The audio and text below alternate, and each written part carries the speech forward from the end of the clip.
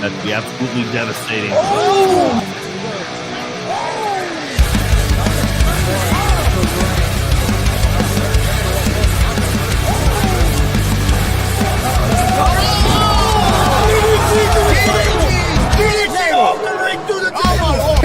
This is Joey Owens' show.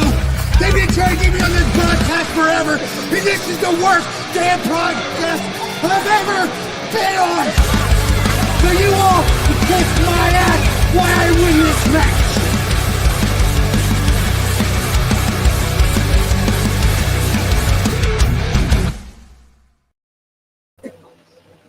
All right, what's happening, everybody? Welcome to Face or Hill Pro Wrestling Talk. I'm Chris Gonzalez, joined by Tony Gonzalez and Marcus Fine. How's it going, guys? Going pretty good.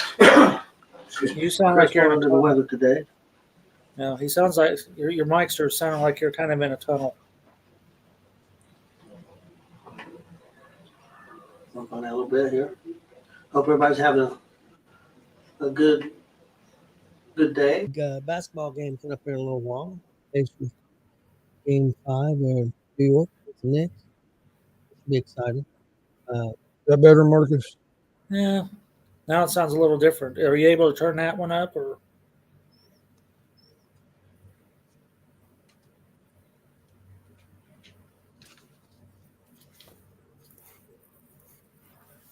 What about now? Yeah, that'll do it. Tony, talk. Yeah. There you go. Better? There you go. Yep. I help if you get the microphone up here a little bit. I've been using it like that all week. Hell, you had almost under the damn table. Underneath the table. Well, no wonder I couldn't hear you. It's been the same spot for all week. I hope everybody's having a good day.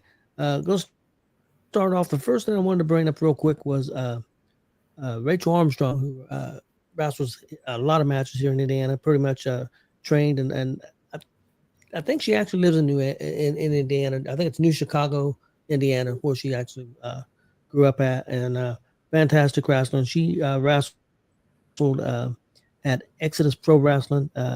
Wrestled, and at the time I didn't know. I knew she was the Exodus Pro Wrestling Women's Champion, Tiffany Neves, but I didn't know she was also the NWA Women's TV Champion. Also, that match is on YouTube. It's part of their pay-per-view. It's towards the end of the show. I recommend people go back and watch that. Rachel looked fantastic. I know Marcus got an opportunity to watch it too. I thought she looked great. Actually, I thought she looked better than Tiffany did. This is just my opinion. I might be a little biased too, though. I'm a big Rachel fan. But Marcus, I know you liked that pretty well, didn't you? Oh, yeah. And as I've said it before, I wish she would wrestle here in front of me live, like she did in that arena that day. Because she was a whole different Rachel than what I see her wrestle when I'm in the arena. So, yeah, and her opponents probably could have something to do with that. So, most definitely. She knew how to work the crowd. I bet they went 30 minutes. If not, they went a while. Yeah, and she was right with her. So, and that promotion's based out of Cleveland, Ohio. And the first time her being there too, and she worked the crowd. She had the crowd in the palm of her hands. But that's also Tiffany's a pretty good heel too, so that helped too. I'm not taking anything away from Tiffany, but Rachel was definitely a great baby face and had the crowd going. I think we've got our special guest is here, Justin Terrell. Special guest. Special guest. He's definitely special. He's definitely special. Yeah, maybe special, but I don't know about special guest. Just driving home right now from the softball game. We just had a walk-off win, so okay, that's good. Pretty excited from that. You guys ain't the Cubs, are you? No, we're not the Cubs. I mean, hey, as long as we're the Cubs and you're the Reds, I'll take those dubs. Yeah, you probably got a pretty good chances. Hey, we played this weekend. Yeah. That's all right. I don't need to watch it. We're going to sweep that series again. Oh, well, you didn't sweep the last one. We got a victory. We should have swept. We should have swept it, but our bullpen sucks. But we'll move on from that. The first thing we're going to talk about, let's go over the SmackDown match. I know I'll give people some homework on that. There was a big tag team championship match for the Street Profits versus Fraxium. I thought it was a real good match, but more towards the end of the match, that where things got crazy and a lot of teams ended up out there, about 4 or 5 teams, and then I don't know where the lights go out and the white six come back, and it was very interesting. Marcus, what was your take on all that? I thought the attack should have lasted longer because they didn't hardly do anything to any of those other teams, and all them teams are laid out on the floor, and they're all top teams. I think they were all like jobbers. I mean, they all attacked. They're all laying out on the floor, and they didn't really even get attacked. So I thought the attack should have been more. I know what the point was, but I thought it looked weak. Well, it was towards the end of the show. I think time constraints. Just hit one little move here, one little move there, and that was it. I But see then your when they point. showed them after it was over, and they're all laying down like they've been killed. Yeah, It's yeah. like, oh, come on, guys, you're tougher than that. Yeah, I see your point. Yeah, that's a valid point. Got a pretty good crowd reaction though. Oh yeah, I agree with that. Yeah, they've got a good crowd reaction. Justin, did you get a chance to check that out? I did, and I'll kind of piggyback off what Marcus said. Yeah, I felt like all the teams should have got a little bit more shine on that. However, I think my personal opinion, how I probably would have done it. But then again, I don't get paid the big bucks by WWE to produce the show. I would let them all just keep brawling, had the lights go out. Lights come on, YS6 is there. Every team's lay it out and just let YS6 stand strong for their, for Bray Wyatt's birthday, which essentially they did. But I felt like if you're going to bring them back, you wanted to bring them back strong, not just for Bray Wyatt's birthday, but to establish them on an already hot SmackDown tag roster. Yeah, the tag team division of SmackDown's really picked up. Raw still has got some work to do, even though it got a little bit better this week. But I think it's going to be interesting. It's kind of weird because they attacked everybody. So they attacked heels, they attacked faces. So I'm not exactly where they're going with this. I'd love to what the guy from the Street Profits did when he was up on the top rope and the lights come back on. He's sitting there doing the cross thing. That was hilarious. He did it twice too. So it was pretty awesome. I did like that, but I agree with the physicality. If he's going to do physicality, it should have been more. Chris, did you get a chance to see that? I didn't think you did. What did you guys think of the match, the tag team match itself? I thought the ending was good. The match wasn't really nothing. I did like the Spanish Fly move, and then where the Street Profit guy literally ran over the top of him to break up the pin, but kept going, and then the other guy, what did he do, clothesline him or whatever. Other than that, the match just was a match to me. There was nothing really spectacular there. Fraxium come in from NXT. They was champions there for a long time, and I think for about a year or so, and they've made a pretty big impact in just like 4 or 5 weeks there on SmackDown. So, Justin, what did you think of the match? I have to agree with Marcus on it as well. Like you look at the Street Profits and you look at Frexium, like those are 2 top teams. Frexium being one of the longest tag teams in NXT. I thought the match was very underpresented, I should say. Underpresented, it wasn't a flash in a pan match or your typical Street Profits or Frexian match. Yeah, I agree with Jonathan. The SmackDown tag team scene is fire right now, and it wasn't 3 months ago. They've come a long way on that. Okay, guys, let's move on to Saturday night's main event. The first match we're gonna go over, we'll go as the card went. They opened the show with Seth Rollins and Braun Breaker with Paul Heyman against CM Punk and Sami Zayn. And things got interesting during that match. Had somebody come out and help in the case of Bronson Reed and joined the group. That was pretty interesting. So, Marcus, what'd you think of the match and Bronson Reed joining Seth Rollins? Could I back up a little bit? Yes. You could have cooked barbecue on that cage because that pyro was literally cooking the bottom of that cage there at the beginning when they're pyroing it. Uh-huh. What are you? Because the cage is getting cooked. If they had dropped that cage, them guys would have got burnt getting in it. But Sorry, I noticed that. Like hell, they're cooking the cage, but okay. What was the question? I had to throw that in there. Cook in the cage. I Okay. thought you cook a barbecue on that cage because it was hot. But go ahead. It was what'd you think of the match with Seth Rollins and Braun Breaker and CM Punk and Sami Zayn, and the addition of Bronson Reed joining Seth Rollins' group? I enjoyed it. I enjoyed all the matches for Saturday night's main event. They lived up to exactly what they should have lived up to. I loved a lot of the. Let's see what I have. I like where Bronson Reed clotheslined. What I got on here? Clothesline threw Sammy out and then jumped back on the apron and that flying elbow. There, that was fantastic. The bulldog / clothesline that CM Punk did on Rollins and Braun Breaker, like the double move. Yep. A lot of double hot tags.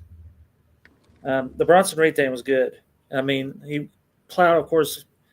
Once again, there went the timekeepers area, but Yeah. you don't have too many of them barricades that you can literally plow through. So that's the plow through spot. But he came out of nowhere and he looked good.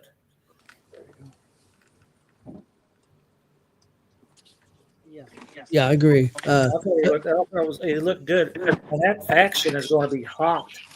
I think You so got too. Bronson Reed and Braun Breaker on the same team with Seth Rollins running the show. And it was the first time I ever seen Paul Heyman interfere in a match in a while. Yeah. Because he grabbed his foot. Normally he don't do anything. Yeah, that's true. He actually interfered. So I was very impressed. Yeah, I was too. I was real impressed with it. I really enjoyed. To me, it was the match of the night. Not that the match was the best match. I don't know. It may have been, but just the Bronson Reed thing, I really loved. I love Bronson Reed. I'm a big Bronson Reed fan. I also seen some footage afterwards where they show where Bronson Reed.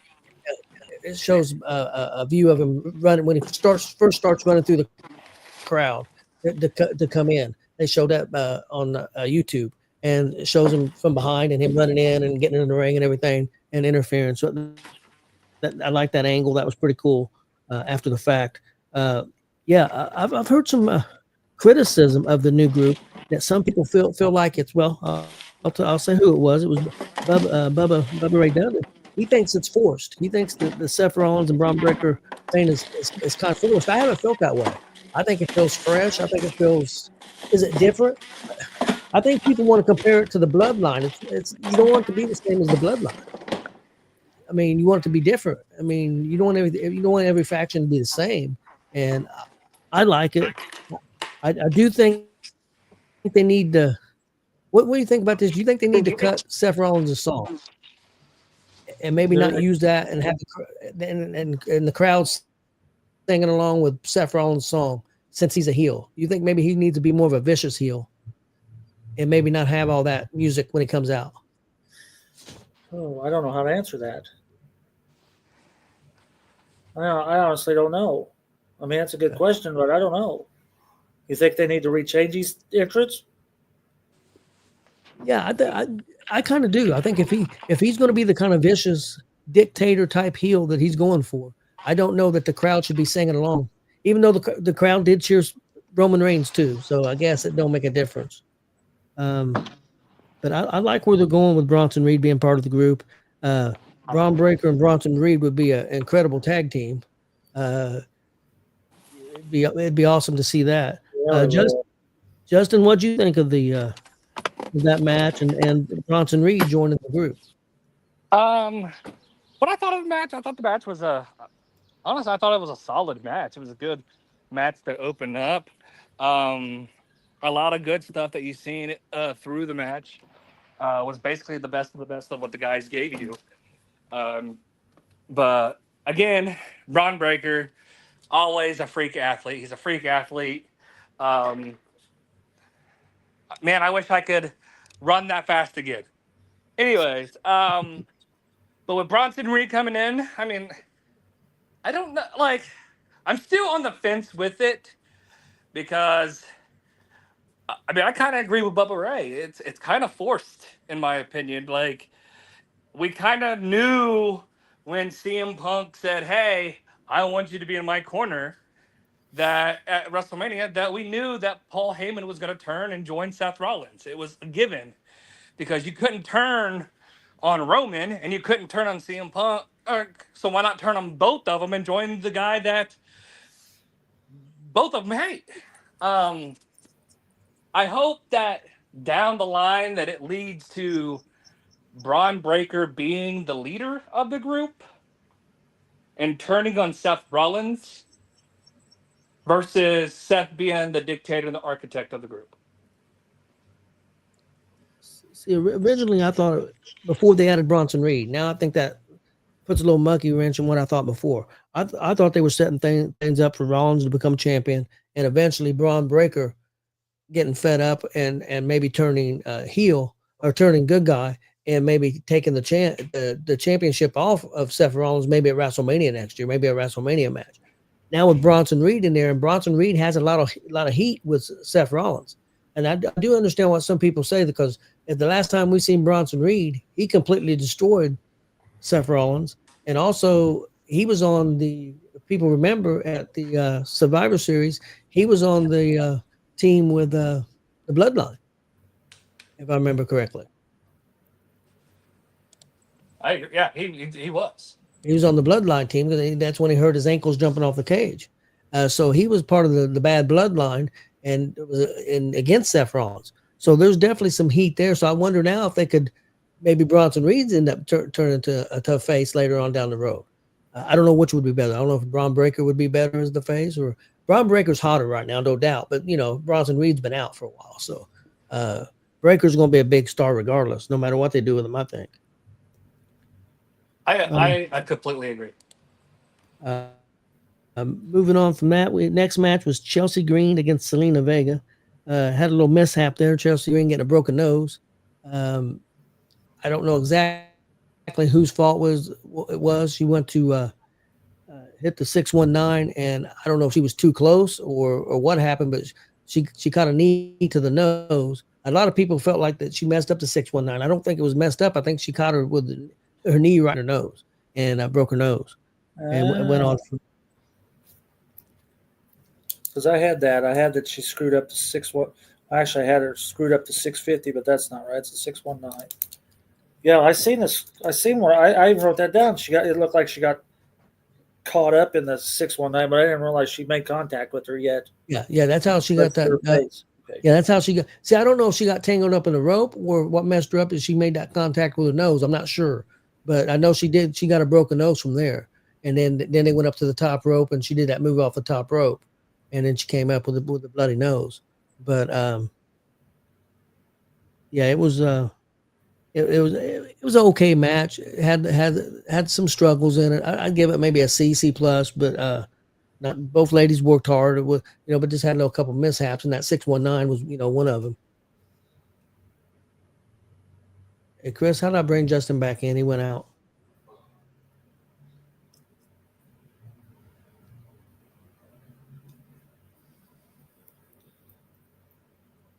He's back. All right. I think I'm back now. Yep, you're back.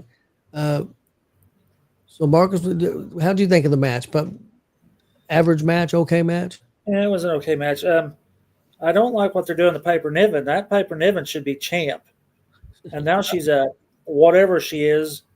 That's even worse.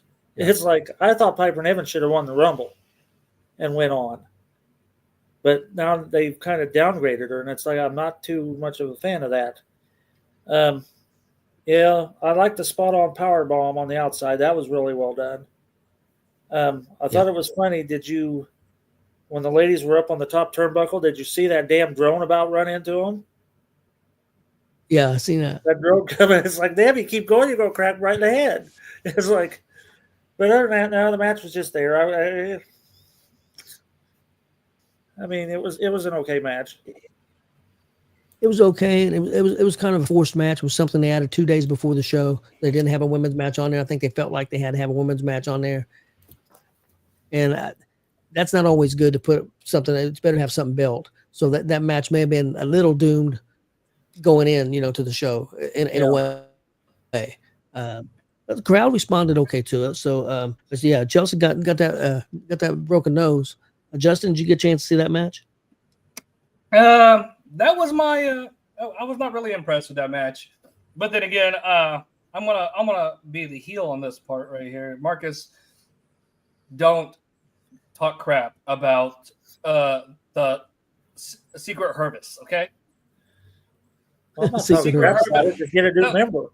Let No, they Piper don't need go. a new member. Piper Niven, the Secret Bodyguard, is weapon number one. It's weapon of mass destruction number one. Well, if they Right. want to use her like that and come on, down the line, have her come out and shine somehow in that character, then I'm all right with it. But right now, I don't care for her because she's right now. I feel like they degraded her. So Well, I see where you're coming from, Marcus, and I was a big NXT UK fan, and that's where I've seen a bunch of her work. She is fantastic, as good as anybody on the roster. She really is, and people on the main roster have got to see that in spurts, but not all the time because they don't use her that way. She's more of a character. And I was going to ask you guys, and Justin being a independent pro wrestler himself, do you think it's a bad thing to be a character? Because sometimes, I mean, you as a character you can get more over as if things work right, more over than you can in ring work. So is it a bad thing to be a character? No, I don't think it's a bad thing to be a character. I think the best if you can get yourself over any way possible, whether it's being yourself, being a figment of yourself, being a gimmick or a character, as long as you bring the work and the fans connect to you, whether you're getting cheered or being hated, as long as the fans remember you and want to come back to see you, either to cheer you on or boo you, then you're doing your job, and it doesn't matter whether you're a character or a figment of yourself. Especially in the WWE, because they're so more character based than what AEW is, and they put as much in their backstage stuff as and promos and things than they do as much as they do the matches. Where AEW doesn't put as much in their promos and their backstage stuff. It's more 90% wrestling based. So if you're not getting over in the ring, you're not getting over. So it's two different products. So if you're a character on AEW, you're probably not going anywhere. But if you're a character in WWE, you may have it. Well, perfect example, R-Truth. How many matches has he had in WWE in the last 5 years? Exactly. On TV. I mean, you look. But he's still one of the most over characters that they have.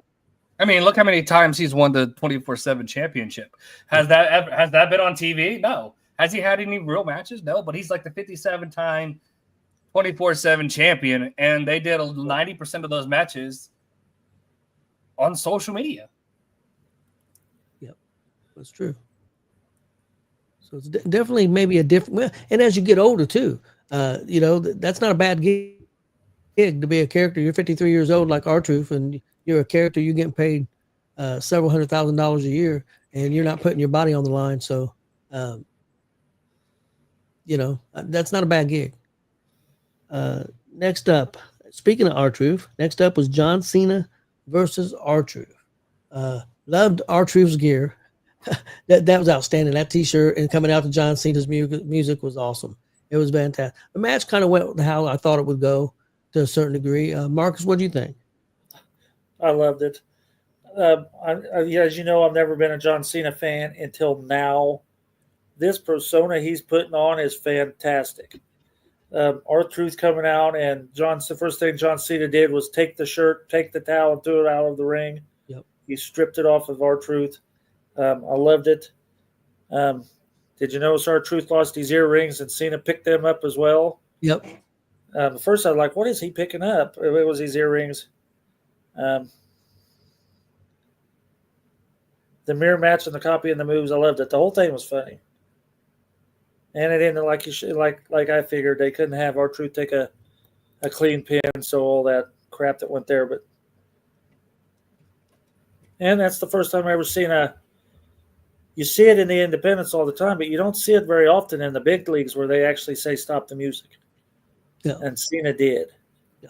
So it was more high-end independent, but I enjoyed it. It was a very a comedy match like it should have been. So I don't disagree. The only thing I like Cena's heel turn. I like what they're doing. The only disconnect for me is that for it to have more heat, he needs to be on TV more. That would be my only criticism.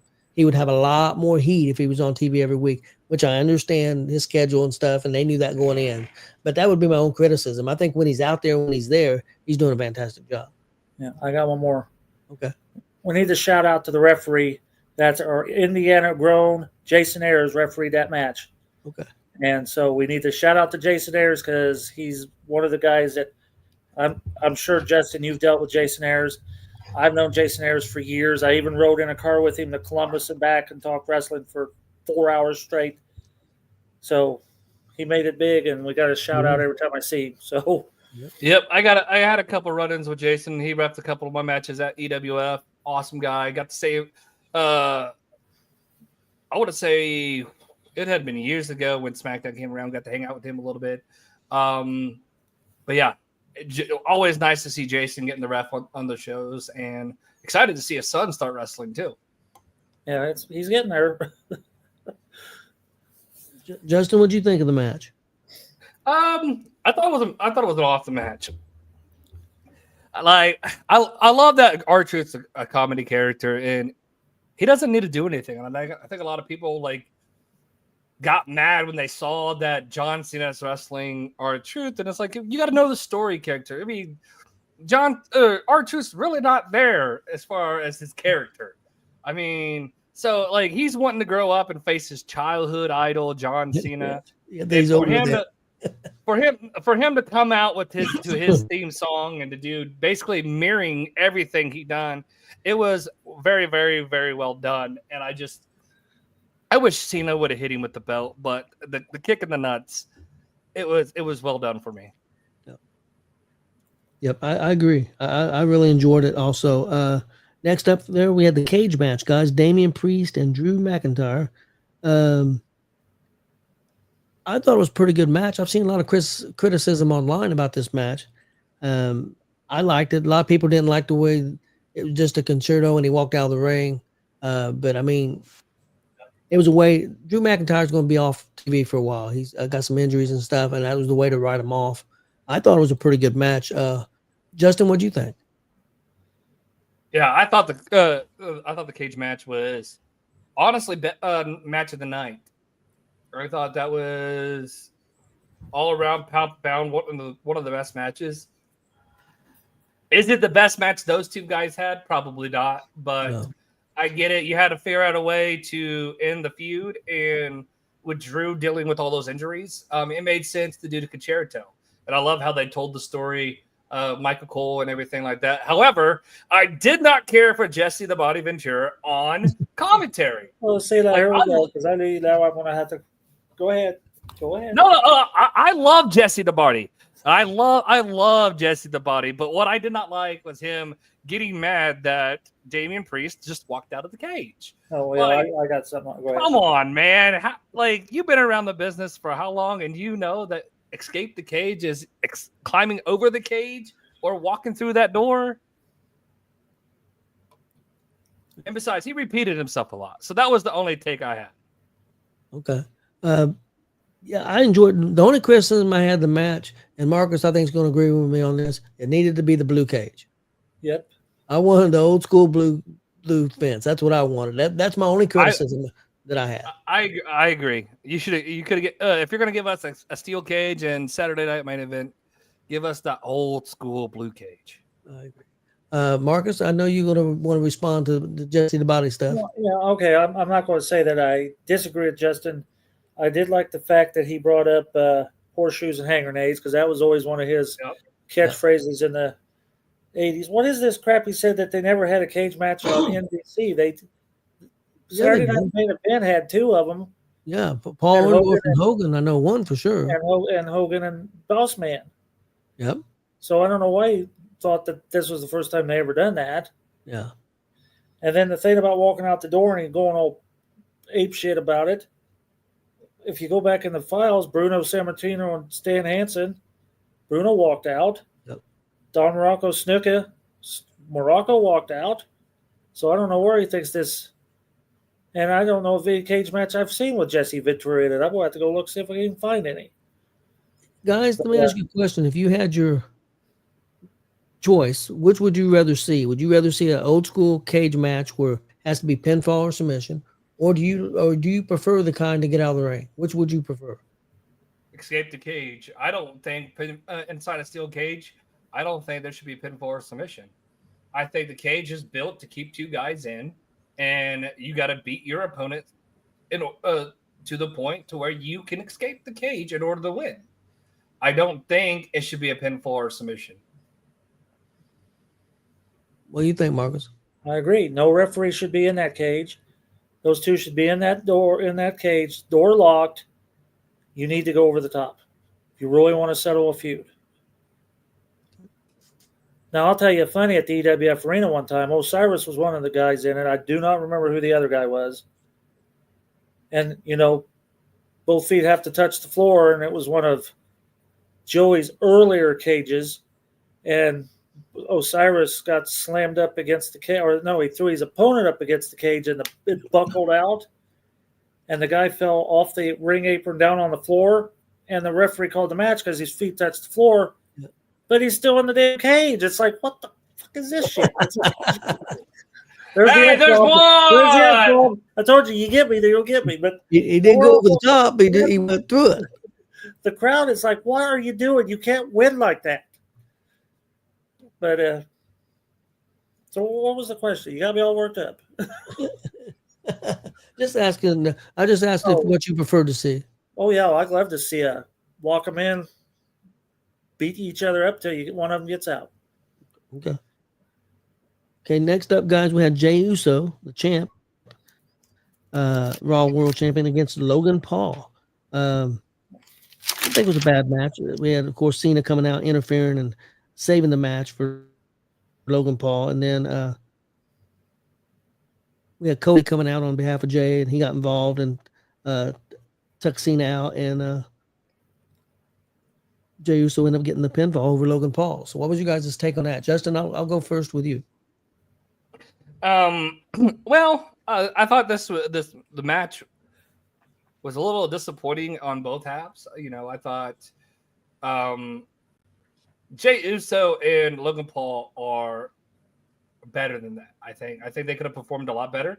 But at the end of the day, the match was still a solid match. I don't think John should have interfered, but I get they're trying to say where those two don't have to fight anybody at SummerSlam. So I guess something's going to happen, and they're going to either build to two title matches, or they'll do something else where those two titles won't be on the line. But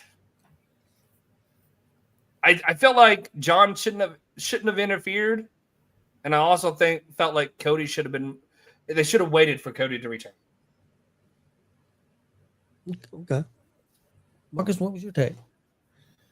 Well, first, I like the fact when John Cena walked up to Jey Uso out in the hallway, and I really thought he was saying, well, I'm going to retire this belt. I really thought he was going to tell him he was going to retire with both of them, not say, I'm going to retire at this belt and you're going to lose your title to a YouTube guy. Yeah. I really thought he was going to challenge. Because when's that pay-per-view coming up? Money in the Bank is June the 7th. Is that the one where champion versus champion? No. That would be Night of Champions. I don't know when that is. That's later on. Right now, that would be Crown Jewel, and I don't think they are going to be. I don't think they're doing it this year. Oh, okay. Well, that's where I thought that was going to start with. Yeah, they announced that tag team match for Money in the Bank with Logan Paul and John Cena against Jey Uso and Cody Rhodes. That's the first match announced for Money in the Bank. Oh yeah, well that was set up. You've seen that coming at the end of the show. Yep, definitely. What do I got? I like the fact the 2 count and Logan Paul. The ref says it's only a 2, and Logan Paul says 2 count my ass. It's like I was humored by that. I don't know why, but he reacted to it's like bullshit. It was, but anyhow, the crowd gave away Cena was coming. You knew somebody was coming because the crowd all kind of looked over. Yeah. So it was pretty much a predictable match, I would say, and then everybody kind of knew Cody was coming too. So, but I agree. I don't know if it was the time constraints because of NBC or what it was, but they didn't put on their best. It's just like Rachel and the dub. we'll go back to that. Those guys did not do what they can do. So Yeah, yeah, I can't disagree. It was a decent match. But yeah, I expect a little more fireworks. It was kind of predictable. I can't argue that. Next up, guys, I want to give a. I know you guys didn't watch. I don't think you guys did. I know Marcus didn't watch the AEW pay per view on Sunday. That marathon that was. I don't watch. So, I don't watch new. I don't watch New School WCW. yeah, it was on to 12:30 in the morning. But anyway, I'll just that's give been on in Jeffersonville. Then. Yeah, I'm not going to go through all the matches. I'll just go some highlights. Mercedes Moné beat Jamie Hayter in the finals of the for the Owen Cup Championship, and she earned I a wonder who match. booked that match. Yeah, she did. Earned a match for. They call her Mercedes Hogan now. Oh yeah, Mercedes Mania. Yeah, Running wild. earned a match for the AEW Championship at their big pay per view in July at All In. And then the other big match on there too was Hangman Adam Page beat Will Ospreay, earned a match for AEW Men's Championship at All In. That's one of I will say this about that match. That's one of the best matches of 2025. It was outstanding. I really enjoyed it. A really good match. Another good match on the show was Ricochet and Mark Briscoe in an old school stretchers match where you had to put them on the stretcher and put them in the ambulance. That was a lot of fun. And then they had the Anarchy in the arena match, 6-on-6, anything goes. They played the music the whole time as the match was going on. The crowd loved it. Maybe I'm the old man on the lawn. It wasn't my favorite thing in the world. I've seen 4 or 5 of those now. So I will say this. I think if I was in the crowd at the show, I probably would have loved it. But seeing it on TV, it just, because there's so much going on and they don't put up split screen, so you're missing a lot of it. And they're doing all kinds of camera angles going here to here to here to here. It's just not my cup of tea. But the fans loved it. It was a pretty solid show. Pretty good show. So for AEW, it seemed like they're back on track a little bit, trying to regain what they once had.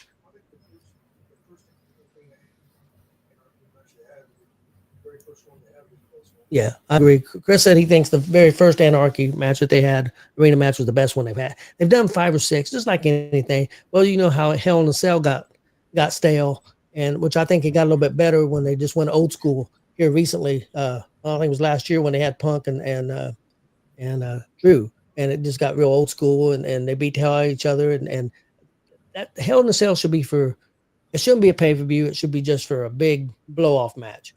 And with a lot of heat. That's the only time they should do Hell in a Cell. At least that's my opinion. Well, I agree with that too. I mean, you look at back in the day when they had the Elimination Chamber. First, it started off at Survivor Series. It always was at Survivor Series. Well, then it transferred over, and I think you had one Elimination Chamber at December to Dismember, the ECW pay-per-view for the ECW Championship, and then you had it to I think New Year's Revolution when Edge cashed in the Money in the Bank on Cena. But for the most part, it was on Survivor Series, or it ended up at No Way Out. But it was either in November or it was the pay-per-view before WrestleMania, which it still is, but now it's its own pay-per-view. So that's like, all right, we're expecting that. I don't like when we're looking forward. Now we know Hell in a Cell is coming up. Okay, we're going to see a Hell in a Cell match. That to me makes it stale. Except for, like, I get War Games. War Games is its own entity. Everybody loves War Games. But I don't think Hell in a Cell, Elimination Chamber, or any of those matches should have their own pay-per-view. I think they should be a shock factor, just like, the stretcher matches, the casket matches, and the Punjabi prisons, the dumpster. The list goes on. Yeah. Yeah, I don't disagree with you. The only problem I have with Survivor Series, and I like the War Games matches. I still think they should every year have one of the old school Survivor Series matches on the card. The old 4-on-4 or 5-on-5. And I know they're doing that in the cage, but I want an old school one, like they used to do back in the day. I think that would add a lot, at least in my opinion. Again, I'm the old man on the lawn, so I grew up watching that stuff, so I really enjoy. I would enjoy to see that done again, and it don't have to be 5 matches that way. I think if they just did one to open the show, and I think it'd be cool. I agree. I mean, you could do a men's and you could do a men's and you could do a women's Raw versus SmackDown for both. Yep. And then you can still do a men's and a women's War Games match and Yep. have another match in between. Yep. I agree. Let's move on, guys, with NXT pay-per-view, Battleground pay-per-view. I thought it was a pretty good show. I enjoyed it. I'm going to be interested on your takes on the first match. The first match featured the North American Women's Champion Sal Ruka against Kalani Jordan. These guys wrestled each other a few months ago, and took a little credit. Well, a lot of people liked the match, but people thought it was a lot of gymnastics, a lot of moves, but it was pretty choreographed. I don't think this one was near as choreographed, and I thought it was more physical. I'm a big Sal Ruka fan. Marcus, what did you think of that match? Oh, I loved it. I did To be too. honest with you, I think the women stole the NXT pay-per-view. The men kind of dropped the ball, I think. But anyhow, we're talking about the first match. I love those two. Of course, I don't watch them all the time, so I can't go what you're saying. Yep. Because I wouldn't have watched that if you hadn't asked me to watch that. Yeah. Because it's just not what I do. But I enjoyed the match. I liked the handshake at the very beginning. I thought it was spot on when the commentators made a statement that it's going to be whoever messes up first, because they were on each other for 10 minutes before one of them made a mistake. What'd you think of the finish? Well, I have the finish on here. It says the Soul Snatcher. Yep, Is that what Soul it's called? Snatcher. Yep. I have a wow. I must have enjoyed it because I have a wow over here. She usually does it from the second rope. This is the first time I've seen her do it from the top rope. And it's something else, man. That move is something else. Yeah. I love the match. I thought it was really good. Justin, what'd you think? I thought it was a great way to kick off the show, and honestly, it was a match. I would say it was one of the best matches on the card. Now, there was several spots where yes, there was a little bit delayed, and you could tell it was kind of choreographed.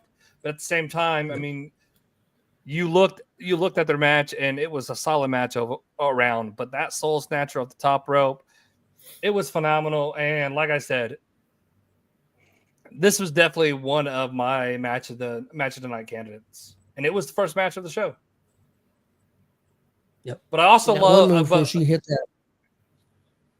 Go ahead.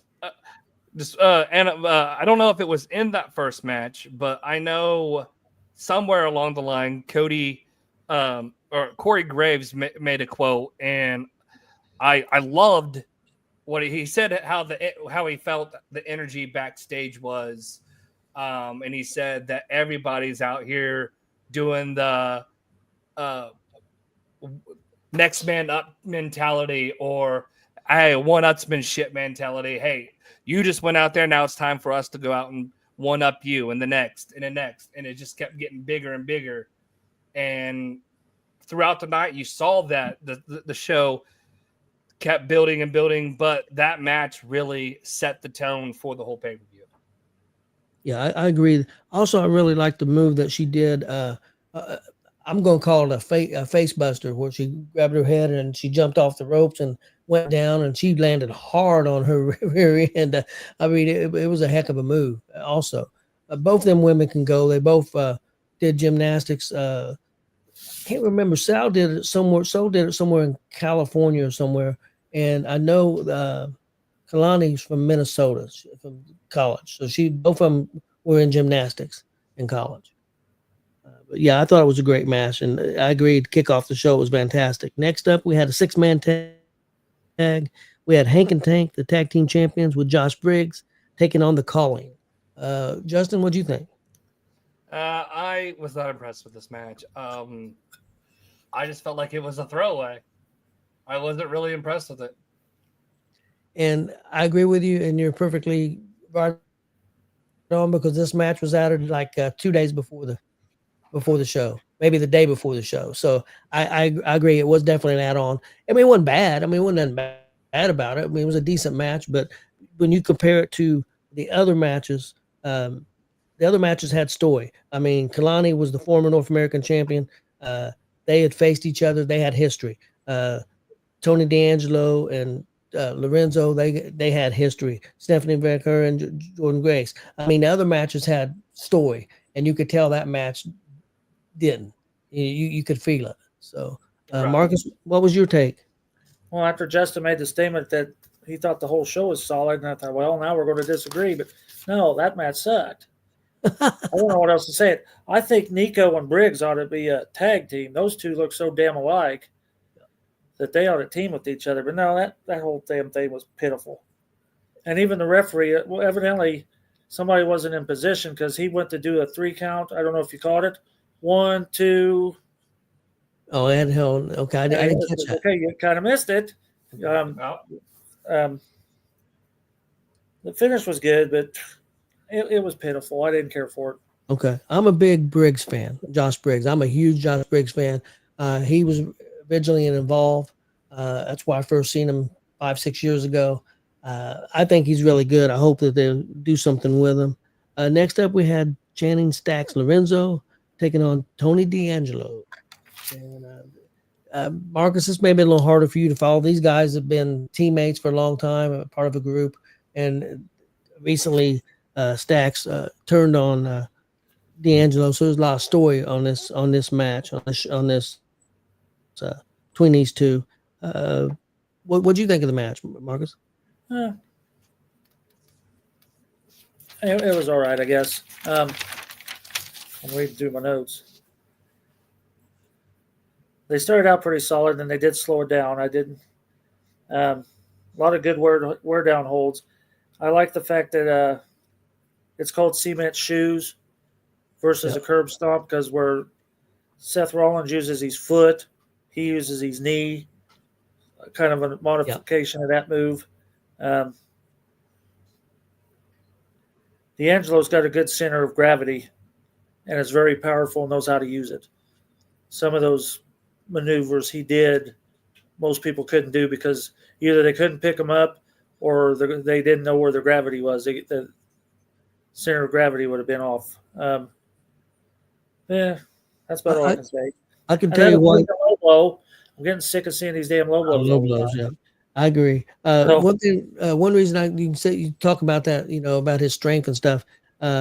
He has that because he's also a former collegiate wrestler. He was an All-American collegiate wrestler. D'Angelo was, so you can tell his style in the ring. You can kind of see that. He was a college wrestler. You can kind of see that a little bit. Justin, what did you think? I hope this leads to the Don getting promoted to Raw or SmackDown, because I feel like Tony D'Angelo, it's time for him to move up. I wish they would have. I don't like this story. I didn't really care for the story simply because I don't think Channing should be like a leader or a singles wrestler himself. But then again, I don't watch a lot of them. So normally when I'm watching NXT, it's watching the marquee matches or just checking the highlights. Just because I don't have the time, I'm usually play at softball or other sports during the week with the girls. But yeah, I don't know. I like the family as the family. It kind of pulled my heartstrings a little bit. I really wish they would have kept them together and just moved them all up. Yeah, I thought it was a decent match, a lot better than the second match. See, I thought the first match, I could give that an A. I'd give the second match maybe a C, maybe this one a C+ or a B. I don't give very many Ds. I think if they go out and compete, they should at least get a C. But I kind of grade on a curve. Yeah. I'm just being honest. That's how I kind of look at things. It'd have to be really bad for me to give something a D, or it had to be really bad for me to do that. And now this is where the next match, where I thought the show really picked back up with these next three matches. Stephanie Becker against Jordan Grace. I thought the match was fantastic. Both these guys can go, and some things I'll bring up on after we get done with this pay-per-view that happened on Tuesday night. It looks like Stephanie and Jordan Grace are both heading for the main roster. The rumor is Jordan's going to SmackDown and Stephanie's going to Raw. So, what do you think, Justin? I thought the match was awesome. The question is Booker T also going to the main roster? Because if he's not going to the main roster, I'm going to be upset, because if she don't do her signature move and I don't hear the I'm going to be upset. I did hear that they were, but yeah, I did hear they were going up to the main roster, but I heard the opposite. I heard Jordan Grace was going to go to Raw and Valkyria was going to go to SmackDown to kind of separate her and or kind of separate them all. But I could see where they're trying to separate her and Julia. Well, Julia's on SmackDown. Right. Well, that's why yours could be right. But and that's could be why that's why she could be going to Raw. I kind of wish they would have gave Jordan Grace her moment real quick and then let her be a transitional champion before going to the main roster. But I mean, at the same time, I get it. I get it. Yeah, I don't disagree. Marcus, what do you think of the match? Oh, I thought it was fantastic. A lot of interesting scientific moves. I've seen some interesting things that I have not seen before. I liked how she rolled. I'm gonna get my players right. Jordan rolled Stephanie out, plowed her into the ring announcer's table, and then plopped down there and kind of smiled at Booker. And he's got that stupid look on his face. But of course, the driving her head into the mat the way she does, and that's what I've seen skin the cats that are starting to come back. Yeah. Most skin the cats are going into the ring. I've never seen anybody skin the cat to go out of the ring. Yeah. And one of the ladies did that. And of course, the timekeepers area took another beating, but that just seems to be part of it. What else? Yeah, it does. I'll tell you what, it's crazy to think maybe a year ago, a little over, nobody had ever heard of Stephanie Becerra. Not many, unless you followed AAA or Mexican wrestling. Because she's from Chile.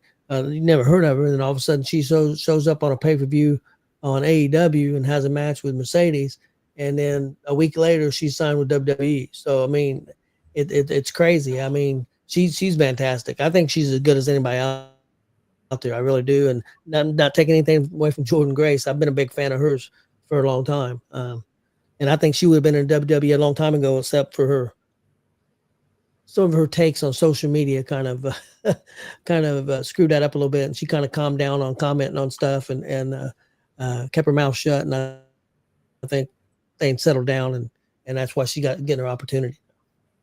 But yeah, I thought it was a great match. Next up, Oba Femi and Miles Bourne. I'm interested to see you guys' takes on this match. I'll give you mine first.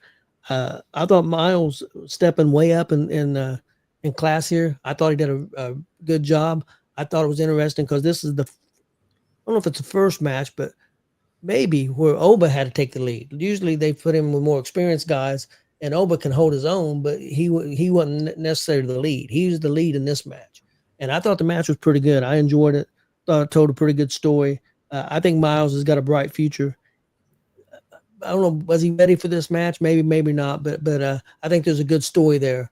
So I think he's got a bright future. Marcus?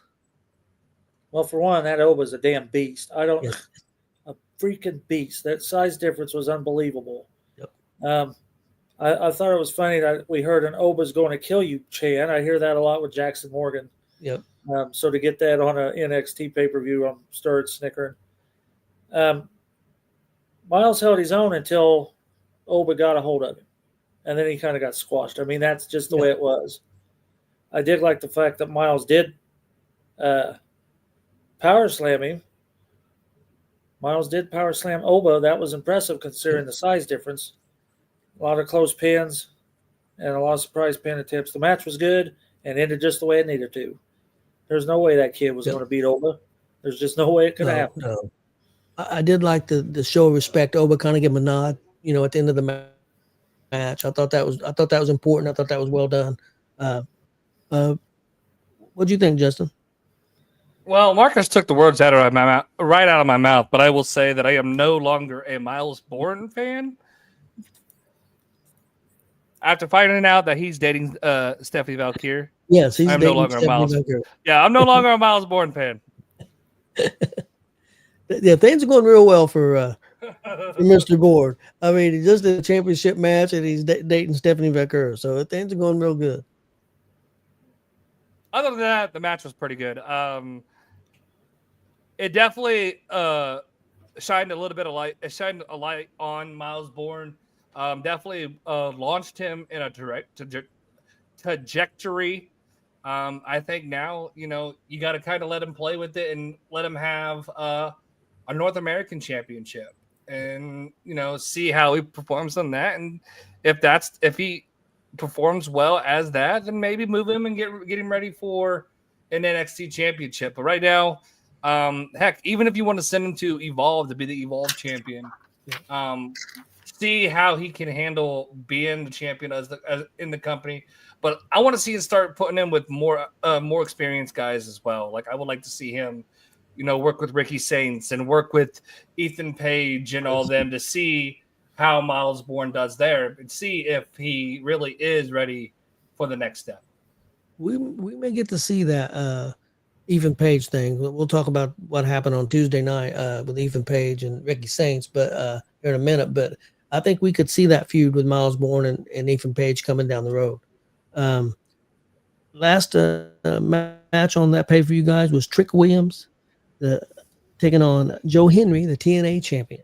And we have a new TNA champion and Trick Williams. Marcus, what would you think? Well, let's see. Well, of course, I love Joe Henry. Yep. But he sure did get serious awfully quick. I don't know if Joe was strong enough to take on Trick Williams. If you notice, he really struggled to lift him at times. He wasn't quite strong enough. I mean, he really strained at times. What was you saying? It could be the length because he's pretty long. That.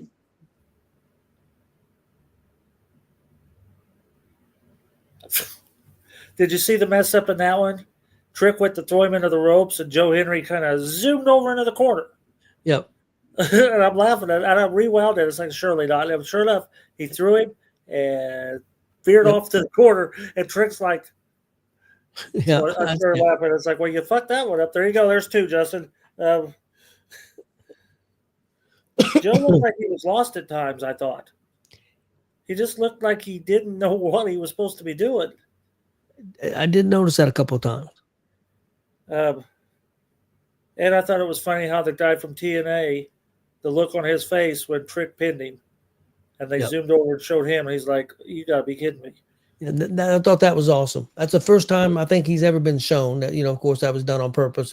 I don't think he's ever been shown at a TNA event, let alone, at a NXT event. But, that was a setup, to do that. And I don't know exactly where they're going. I don't think Trick will hold the TNA title for a long time. My guess is maybe Joe Henry's going to get it back. I know they're teasing Mike Santana. I know they're pushing him hard. He's been signed to a 2 or 3 year contract, and they're high on him in TNA. So maybe he's the guy that takes it off Trick. I don't know, but they were teasing that a little bit. I thought it was a pretty good match. I mean, I didn't think it was great, but I thought it was decent and it had some shock value. I mean, there were some people completely shocked. There's some people mad that Joe Henry lost the title. I don't think it's a bad thing. I don't think it hurts Joe Henry. Personally, I think it helps TNA. People got to understand TNA has very little TV coverage, and this is massive coverage for them. And the more that people has TNA on their lips, the better off they are. So, Justin, what do you think? I agree. The match was solid, and I felt like the pressure kind of got to Joe a little bit because you look at it. Trick Williams was the guy at NXT for a year, maybe more, until Oba Femi came in. And then so then you look at it, and now you have Trick Williams holding the TNA championship. Now the question is, like you said, how long is he going to keep it? I personally don't see him keeping it very long, but at the same time, with how over Trick Williams is and how he was at NXT, how can you not let him have a decent run with the TNA Championship as well? But I think if anybody's going to take it from Trick Williams, it needs to be a TNA guy, and I think Mike Santana could be the guy, because last I heard, Joe Hendry's contract was supposed to be coming up by the end of the summer. Yep. And most people expect him to sign with WWE. So, 100%. So that could be interesting. Yeah, I thought overall, I thought the show was pretty solid, guys. I like the show. Which did you guys prefer, this or Saturday Night's Main Event? Saturday Night's Main Event. Battleground. It was close for me. I thought there was 2-3 matches on here that were better than what was on. Oh yeah, Battleground. I'm sorry, I guess we did talk about that too. Yeah. Battleground. I think was. Yeah, you're right. And there's some people would kill me. I watched Double or Nothing. I would take Battleground over Double or Nothing because of the storytelling. But now, don't get me wrong. There was a couple matches on AEW on that show that was probably as good as anything I've seen this weekend. But that's 2 matches out of 9. And you start watching 9 matches, and there's just matches, and it's all wrestling, and it's a lot of the same stuff. You start getting a little bored. I'm not trying to be mean. I'm just being honest. Real quick, a couple of things that happened on NXT Tuesday night. Stephanie Vaquer put up her NXT Women's Championship against JC Jane, and JC Jane is now the new NXT champion. And I tell you what, the crowd was stunned. If you guys remember when Brock Lesnar beat The Undertaker, there was them kind of looks on people's faces. Even the best one was the ring announcer. They go to the ring announcer, and he looked like he wasn't going to be able to ring announce. He couldn't believe that JC Jane won that title. Pretty interesting. And then also on the same show, Ricky Saints loses the North American Championship to Ethan Page. I seen that. I know Marcus loves Ethan Page. Ethan Page is a fantastic heel. That match was fantastic. I mean, the way they held him back, how the referee said we're going to let him fight, and they're all holding on to him, and just all that. And then, of course, that move with that damn chair. Remember, that's the only reason I watched it. Yeah, it's because of the chair and the feet on that chair. Damn, I don't know how he didn't go right up through his face, up through his. That was chin. nasty. God, it was terrible. That was fantastic. The way those guys were fighting each other. Let him fight. Oh, I loved it. That was a damn good match. Yeah. For what match there was. It looks like NXT is going to go through some big changes. I mean, you're going to lose Stephanie. You just lost Julia. Jordan Grace is probably going up. So they're losing 3 big stars. But don't get me wrong. They've got a lot of young talent down there that kind of held back a little bit because Julia came in and was almost ready to go to the main roster. So was Stephanie, but they needed a little time on NXT. And they had those big names, and they were hot. So they got pushed to the front. And some of the Saurukas and some of the other ones got held down a little bit. They've got a lot of talent down there. I think they'll be fine. I don't know if Saints is going up, or if this is just a story to try to make Saints a little hotter. I think they need Saints on NXT because I agree. I think Saints. I think you gotta start building a little bit. You're gonna start calling some people up. I'm surprised Ethan Page has not moved up yet already.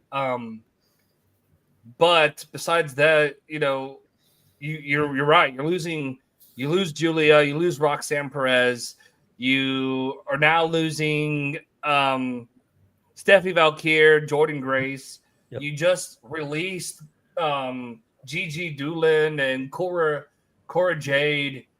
You gotta find a lot, or the next crop of stars in NXT. And JC Jane, she deserved it. I think she deserved it for a while now, or deserved the opportunity for it for a while now. And so let her run with it. Let's build some more ladies. I think Jada Parker would be a good one that might be in the hunt to have the NXT Women's Championship. Thea Howell. I think she needs to eventually get in that title picture. I think she has a great future ahead of her. But yeah, there's several others, and I will say this: that as soon as that chick that just debuted on AEW becomes a free agent, WWE better sign her. Well, The Austrian Spider. Yeah. Yeah, a lot of people thought that's where she was going, and it changed at the last minute. A lot of people thought WWE had her sold up, and then at the last minute, she went to AEW. But it looked like that she was going to WWE originally. But yeah, she's got a look about her, and I hear she's really good. I haven't really seen any of her matches. And also, NXT's got Zarya down there too, who's a beast, and who didn't have the background as Julia and Stephanie did, so she needed more work. But she's got a character. She hits that F5. She hits that F5 as good as Brock Lesnar does. I agree. She definitely didn't have that name and stuff, but now it's time for her to turn on Sol Ruca and really be the powerhouse that they tried to build her to be coming in with all those vignettes and promos. Yeah, I agree. And don't get me wrong, I was shocked that JC Jane won the match and won the title, but they've been teasing it because of the story. Because I watch NXT every week, they've been teasing. They said that that group that they're in, that they was going to control NXT. And one girl tried and it didn't work, and they had a great game plan, and that's how they won the match. So they've been kind of teasing it that they were going to do it. Of course, I didn't think they was going to do it. I didn't think JC Jane was going to be the one to beat Stephanie. I'm not going to say I predicted that because I didn't. But there was a story there the whole time for the last 2 months that they've been telling, that they was trying to get that belt off of her, and they're the ones that got the job done. So it should be interesting.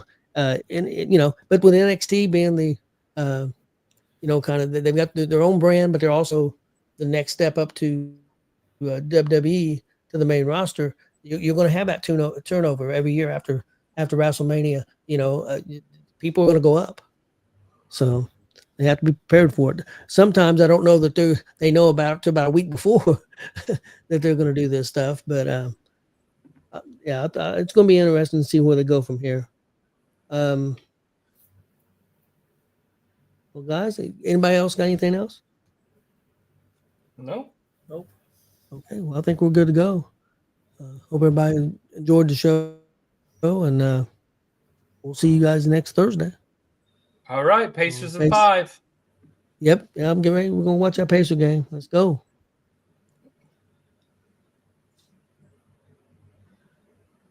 Well, Chris is gonna come over and get me off this computer because I don't know how to work it, guys.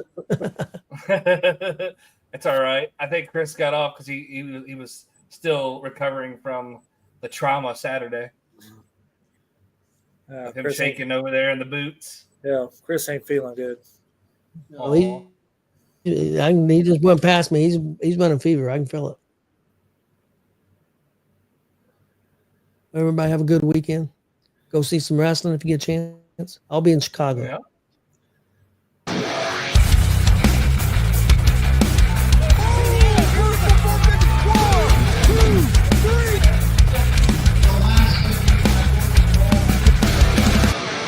That'd be absolutely devastating.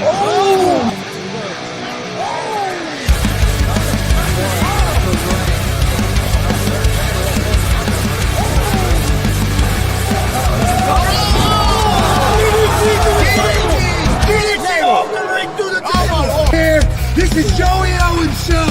They've been trying to get me on this broadcast forever, and this is the worst damn broadcast I've ever been on. So you all can kiss my ass while I win this match.